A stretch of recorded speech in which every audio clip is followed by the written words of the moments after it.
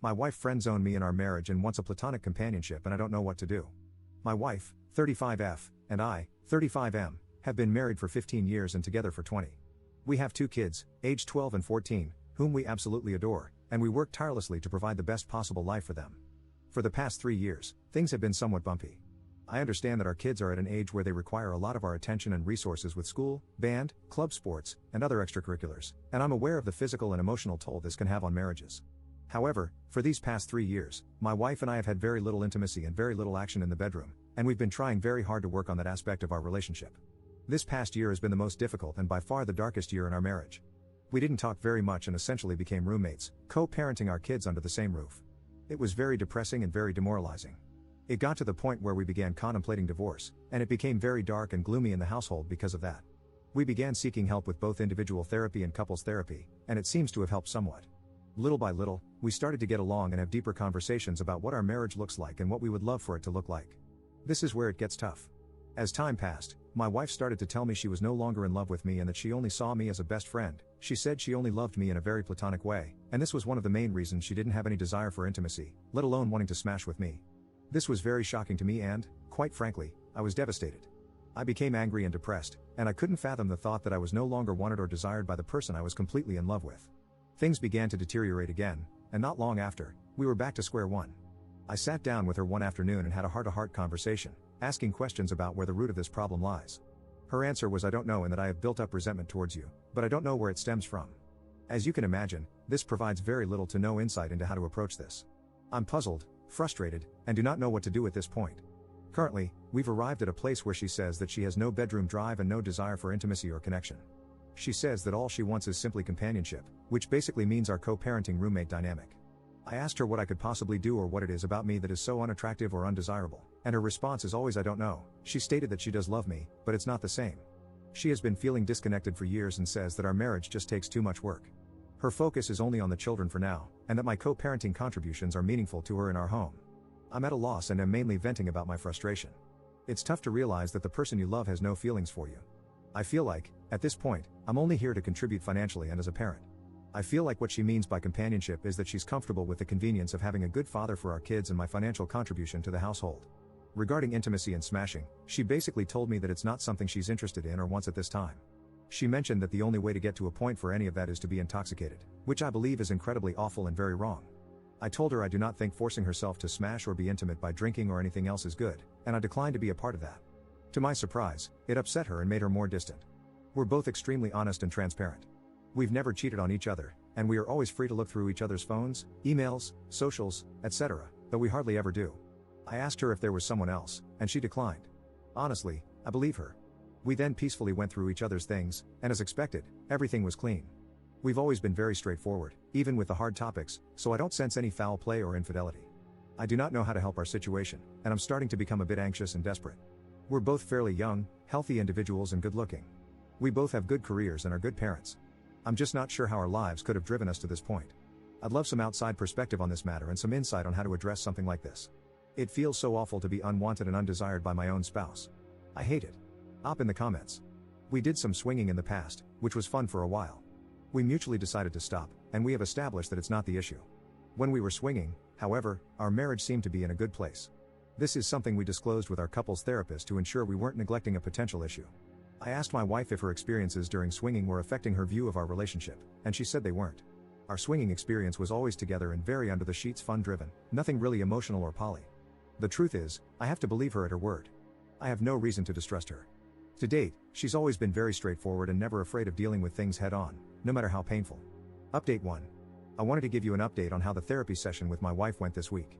I'm not sure if this is helpful, but I took many of the responses, comments, and suggestions from my initial post and put together some points I wanted to discuss with our couples therapist to help us navigate some of the core issues affecting our situation. One of the main things that has come up is the term resentment. It has been really eating me up inside knowing my wife keeps telling me she doesn't know why she's resentful or why this is affecting her emotionally and mentally. I brought this up with our therapist once again and resurfaced the conversation about being married for so long and being together since we were 14 years old. Our long history of growing up together and having children when she was 19 years old, me 20, significantly changed the trajectory of our lives. We experienced severe poverty and many hardships in the process, and we essentially had zero social life for the past 10 years because we were so busy raising kids.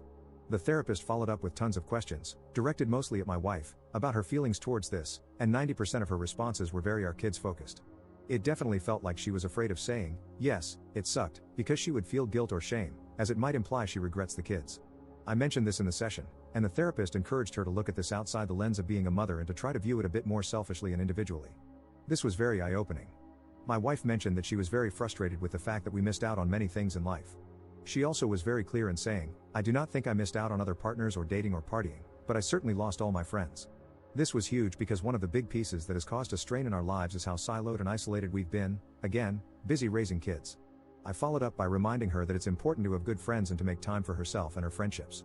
For the past 3+ years, we've had multiple conversations about friends and how it is important to have them in life, especially when you have similar peers who can help in many areas of life that perhaps we have no experience navigating, and even simply for enjoyment. It has always been something my wife avoids, even though she's always been someone who needs that external stimuli. The main reason for her not investing in friends or even herself has always been the kids. Like I mentioned earlier in this post, 90% of the answers have to relate to the kids to some degree. At this point in our session, I started to feel like there was a common denominator, aka the kids, in most of the frustrations and problems she was experiencing. So I simply asked her, do you think you may be upset at me because I'm responsible for these kids in the sense that I got you pregnant so young? I wasn't ready, but she said that she was upset at me for that. She also followed up with the fact that she knows that's unreasonable because it takes two to tango. I did feel like it was progress because it kind of gave us something to work on and help alleviate some of these burdens, so we agreed to invest more time in nurturing good friendships, both together and individually. Towards the end of the session, we began to discuss what actionable items we would take from this session. At this point, it was still all very ambiguous and blurry as to what the outcomes were. I was very direct and very forward in asking my wife what her plan is moving forward. Note, I had decided prior to the session that if my wife said the same thing about being a co-parent or roommate, then I would take the 180 approach and essentially focus on myself. She started basically saying the same thing, that she doesn't have any desire to be intimate with me as of now and that she loves me immensely and she feels bad for not being there for me, as mentioned in my first post.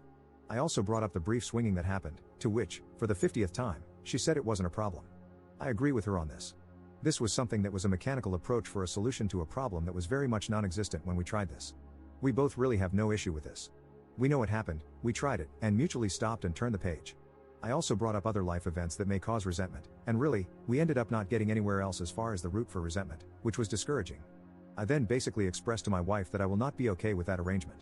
I told her that I've really done everything I can, and that this issue has reached a point where it has nothing to do with me or requires me to do anything that I'm currently not doing.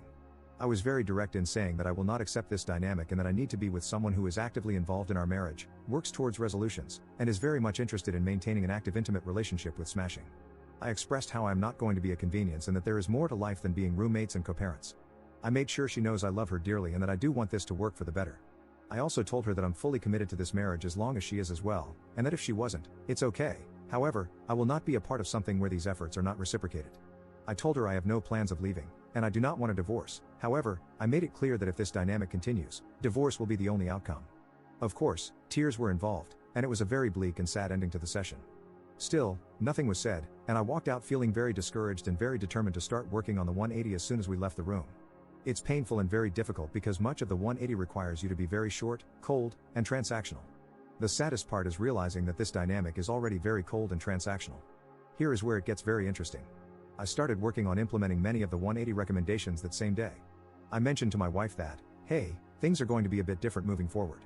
I'm going to honor our roommate/co-parent dynamic without reproach, and it should be no mistake that I am not happy here and I am never going to be okay with it, but I am done working on it if she wasn't going to work on it. She agreed and went to bed. I started to build distance and basically focused on myself, very short and transactional.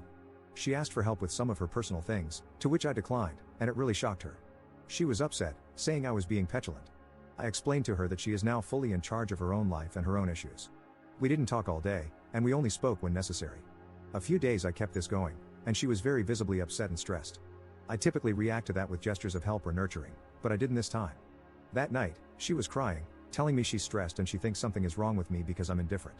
I simply listened, then I told her that this is the dynamic she proposed and that I'm simply, much like her, taking care of myself and focusing on myself. I'm not going to lie, it has been very hard to be cold and distant because, as I mentioned before, I love her and I wish I could hold her and cherish her.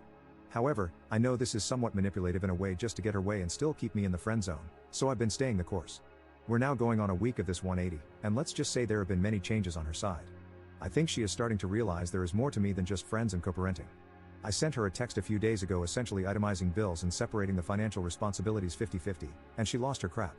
She basically told me it was out of left field, to which I responded, "Hey, friends go in 50-50 and as your friend, I expect nothing less." This was very eye-opening because it gave me a glimpse of how I'm really taken for granted and how her level of comfort and convenience at my expense is really overlooked. I pushed through anyway and basically told her that this is the new dynamic she asked for and that it's still a bargain because she would have to be 100% if she was on her own. I'll wrap up with this. While the 180 has been working in many different areas, I am still very much sad about the overall situation. There have been many eye-opening statements being said and realizations that have not been pleasant to encounter. It has also sparked new energy and new efforts on her side as well. She's definitely seeking to talk to me more often, and while it's hard to turn down, I hope if things improve, this continues to happen. I've also noticed that she's making more time for herself aside from being a mom, which is huge because she pretty much neglected herself for years. I'm very pleased seeing her be more herself. My hope is that as we work on ourselves, the marriage improves. There really is no telling at this point where this will go. We are very much cordial and amicable even to this day, and that's a very good sign. Boundaries are set, and expectations are very clear, and I feel that no matter the outcome, I will be at peace with everything that has been done. We're still going to continue the couples therapist until we either rekindle our marriage or end up in divorce. I feel like having this unbiased third party really helps as a witness and as a guide through this. No matter what, I will always love my wife. However, I will not participate in a smashless, intimacy-less marriage because we both deserve better. Thank you all for all the kind words and recommendations and feedback. This will be my last post on this topic, and I wish you all the best.